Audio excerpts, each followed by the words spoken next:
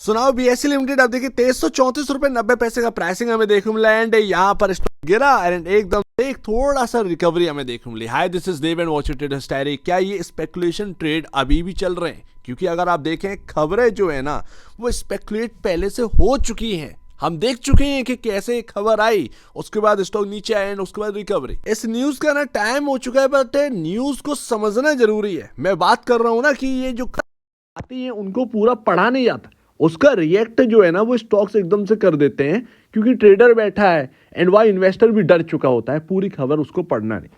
SEBI chief यहाँ पर ना सिर्फ ये बोले हैं कि भाई प्रपोजल है मंथली एक्सपायरी करने का, ये वीकली का खत्म करना है।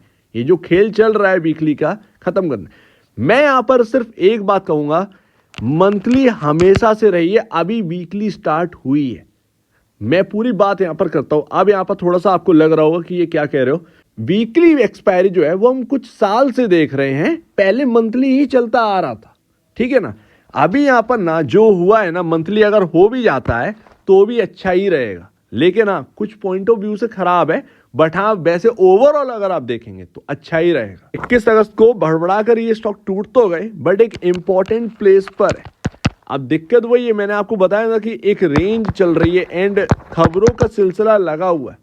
क्या कोई एक बड़ी गिरावट आ सकती है बीएसई में बाई चांस अगर लाने की कोशिश करी जाए इस मार्केट के अंदर? तो हाँ आ सकती है। अगर इस जो प्रपोजल दिया है सेबी चेयरमैन ने, जो यहाँ पर कह रहे हैं कि मंथली एक्सपायरी यहाँ पर जो है दोबारा स्टार्ट होनी चाहिए, वीकली वाली खत्म हो जानी चाहिए, ठीक है, एक अच्छी बात है। शॉर्ट टर्म कॉन्ट्रैक्ट से पैसा ज्यादा कमा रहे हैं क्योंकि यहाँ पर ना आप देखेंगे बाय और सेलिंग चलती रहती है। हायर फीस जो है वो ये कलेक्ट करते हैं एक्सचेंजेस। ये एक्सपायरी जो होती है वीकली वाली उसकी बात कर रहा हूँ। बट अगर मंथली में कन्वर्ट हो गया तो यहाँ पर नंबर ऑफ ट्रेड्स जो है वो ड्रॉप होंगे एंड यहाँ पर थोड़ा सा जो एक वॉलिटिलिटी कम होगी, या फिर यहाँ पर आप देखेंगे उतना ज़्यादा ट्रांजेक्शन नहीं हो पाएगा बिकॉज ऑफ सिर्फ मंथली एक्सपायरी पर ही इंटरेस्ट ज़्यादा देखने को मिलेगा। अब वीकली होता है तो आप देखते हैं थर्सडे को या फिर बीएसई का यहाँ पर जो एक्सपायरी डे है उस दिन अगर आप देखेंगे तो हाई हैवी वॉल्यूम देखने को मिलता है, तो वो फिर मंथली में शिफ्ट होएगा। लेकिन मैं ये कहता हूँ कि यहाँ पर ना शुरू से ही मंथली चलता है एंड कभी प्रॉब्लम नहीं है। ये वीकली किया उसके बाद प्रॉब्लम है, रियलिटी फैक्ट तो ये है। तो अभी ना बीएसई के पास बहुत सारे यहाँ पर ना बोनस पॉइंट है, जैसे कि थर्सडे का यहाँ पर ना एक्सपायरी डे इनको मिल गया। अगर वो मंथली कर भी देते तो आइकॉनिक डे अभी भी बीएसई के पास है, ठीक है ना। और इसमें ट्रेडर का बेनिफिट है, सही मायने में देखा जाए ट्रेडर का बेनिफिट है और ट्रेडर यहां पर पीछे नहीं हटेगा ट्रेड लेने से, ट्रेडिंग होगी। इस खबर के बाद क्या एनएसई का अनलिस्टेड स्टॉक टूटा? हाँ भैया, 2095 का प्राइस रह गया, धीरे धीरे 2500 से खिसक खिसक कर ये पहुंच गया है 2095 रुपए। अब मुझे एक बात बताइए, बीएसई कभी था नहीं, ठीक है, मतलब कहने का मतलब बीएसई एक्सचेंज था बट ऑप्शन ट्रेडिंग में कभी नहीं था, एफएनडो में कभी नहीं था, ठीक है। अभी आप एनएसई जो है वो इतना बड़ा बना और उसमें सबसे बड़ा उसका जो एक आप देखेंगे एक्सपायरी उसको क्या देखने को मिला भाई, मंथली एक्सपायरी उसको देखने को मिली। आप कह सकते हैं कि उसका कोई कॉम्पिटिटर नहीं था इसीलिए उसको बेनिफिट मिला, बट एक्चुअल बेसिस पर एनएसई में भी ग्रोथ चल रही है, बीएसई में भी ग्रोथ चल रही है और ये चलती रहेगी। तो ध्यान रखिएगा मंथली एक्सपायरी जो है ना वो बैड नहीं है, खराब नहीं है। एक पॉइंट ऑफ व्यू से देखा जाए तो सबके लिए अच्छा है, एक्सचेंजेस के लिए भी अच्छा है, ट्रेडर के लिए भी अच्छा है। ट्रेडर हर दिन यहाँ पर ना आपका ट्रेडिंग करेगा, बट ये जो स्पेकुलेशन ट्रेड हो रही है ना स्टॉक मार्केट में, जिससे इन्वेस्टर भी यहाँ पर परेशान है बिकॉज ऑफ उसी दिन स्टॉक चलते हैं, उसी दिन सब कुछ होता है। सब कुछ ठीक हो जाएगा अगर ये मंथली एक्सपायरी आ गई तो बीएसई भी अपनी जगह ठीक रहेगा, एनएसई भी अपनी जगह ठीक रहेगा और ग्रोथ यहाँ पर रुकेगी नहीं, ग्रोथ बढ़ेगी बॉस।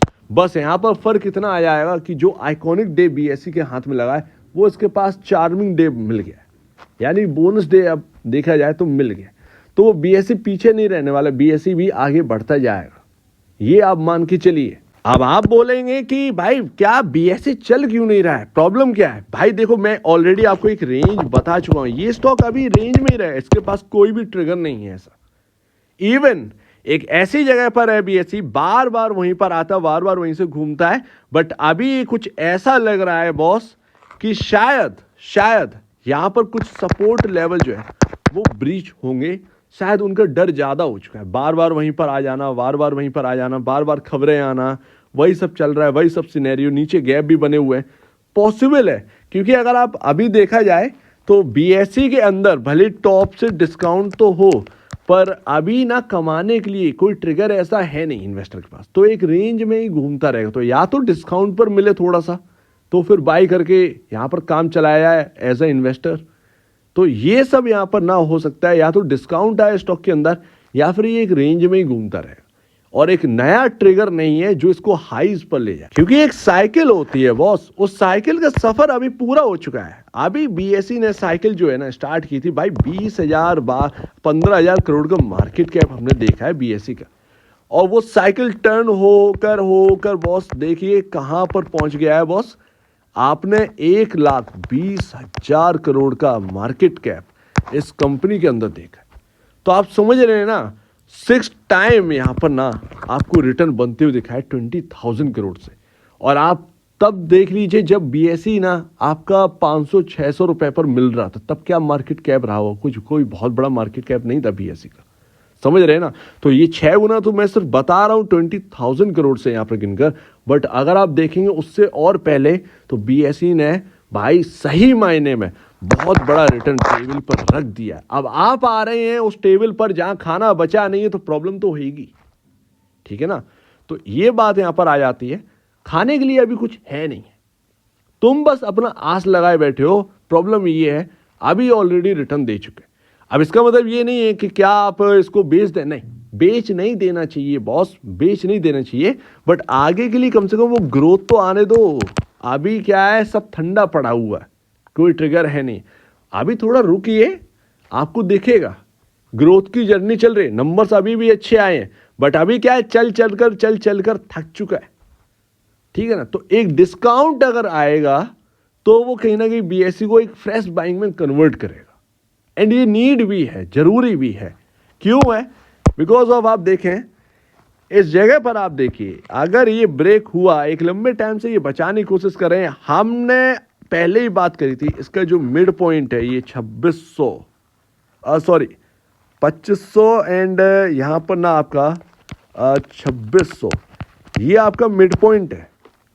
इस मिड पॉइंट को क्रॉस करना है। उसने मिड पॉइंट ना, इतने दिन हो गए भाई, ये सभी कैंडल दिनों की है भैया, ये आपका जुलाई अगस्त मिड चल रही है, 1.5 महीना हो चुका, ठीक है ना, 1.5 महीना हो चुका। 1.5 महीने से उसने 2500 से 2600 को क्रॉस करने की हिम्मत तक नहीं करी है।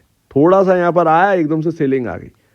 तो वो इंपॉर्टेंट चार्ट इंपॉर्टेंट हो, समझ में आया। और अगर ये जगह टूटी ना तो एक फॉल कहीं ना कहीं लग रहा है, क्योंकि जिस जगह को आप एक लंबे टाइम से संभालने की कोशिश कर रहे थे, अगर वही जगह टूट जाएगी तो सीधी सी बात है, अगर पीछे यहाँ पर ना टंकी है और वो हम लोग जो है प्लास्टर लगा देते हैं टेम्परेरी वाला, और वो टूटता है अगर यहाँ पर ना दीवार, तो वो पानी तो सीधी सी बात है भाई, सीधी सी बात है आगे निकलेगा।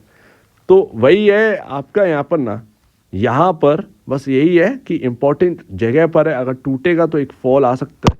अब वो फॉल कितना आ सकता है ऑलरेडी हम डिस्कस कर चुके हैं, बट ये जो अभी ना ये आपका जो गैप्स बने, ये फर्स्ट गैप है जो आपका नियर है, ये सबसे पहले फिल होने का लग रहा है। बाकी जो 2 गैप ये छोड़े हुए थे, ये बॉस आपका 1700-1600 के आसपास है, 1700-1600 के आसपास है। क्या ये फिल होंगे, उसके लिए कोई बड़ी न्यूज़ चाहिए, ठीक है ना।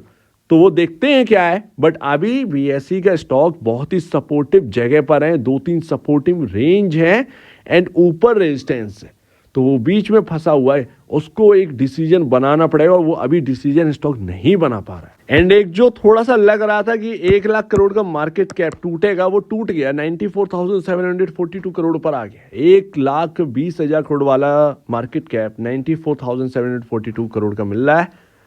मेरे ख्याल से अगर थोड़ा सा और डिस्काउंट अगर आ गया ना इधर, तो ये एक फ्रेश बाइंग में कन्वर्ट होगा बीएसई का। मैं ये नहीं कह सकता कि भाई ऑल टाइम आई तुरंत उसके बाद लग जाए, नहीं, बट एक फ्रेश बाइंग क्रिएट करेगा बीएसई।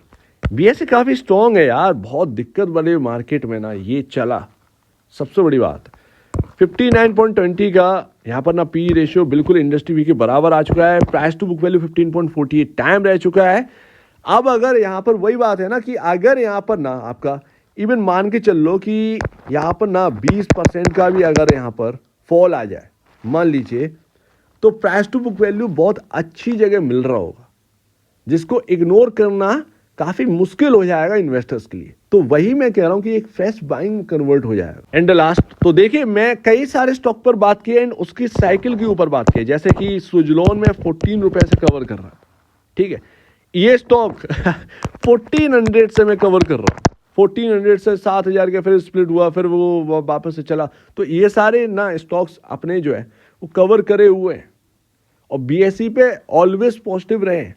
अभी क्या है, देखो क्या है, क्या कठिनाई क्या है इन्वेस्टर के आगे, ये एक रेंज रही जिसका आपका रेंज का जो लेवल है 2290 और 2212 है, ये एक पहली आपका जो है रेंज है, ठीक है। दूसरा आपका बहुत इंपॉर्टेंट रेंज आप देखो कि कल भी जो घूमा ना, ये 2290 से ही घूमा है कि नहीं है। तो वही तो मैं आपको बता रहा हूं, ये काफी इंपॉर्टेंट है। तो ये पहली रेंज है। दूसरा आपका जो रेंज है वो है आपका 2072 और 2010, 2000 मान लो, 2010 नहीं 2000, ठीक है, ये काफी इंपॉर्टेंट है। इसको जब क्रॉस किया था ना, तो यहां पर आपका ना एक बड़ी रैली आई थी, थोड़ा कंसोलिडेट किया एंड एकदम से भागना स्टार्ट इसका। तो वही मैं आपको बता रहा हूं कि ये आपके ना सपोर्टिव रेंज है, क्योंकि यहां पर बने हुए हैं दो रेंज, यहां पर ना आपका बना हुआ है। अभी बीएसई की स्टॉक हल्का नहीं है, ऐसा नहीं है कि भड़बड़ा कर टूट जाए ना, ऐसा नहीं है। बट यहां पर बस यही है कि एक रेंज अगर टूटी तो दूसरी इंपॉर्टेंट रेंज है संभालने के लिए। तो बात यहां पर इतनी सी ही आ जाती है ब्रो, कि यहां पर सपोर्टिव भी काफी है बीएसई, बट ऊपर रेजिस्टेंस भी है। और अगर यहां पर ना फॉल आया एंड ये अगर आपका जो है जो एक गैप है वो आपका फिल होता है 2200 पर, पहला गैप, फर्स्ट गैप जो नियर आपका जो देखने को मिल रहा है, ये आपका 2200 पर है, ठीक है। तो इसका ध्यान रखिएगा काफी ज्यादा। तो यहां पर बस ना थोड़ा यही देखना है। एंड अभी बीएसई से कोई हैवी रिटर्न की डिमांड नहीं आप कर सकते।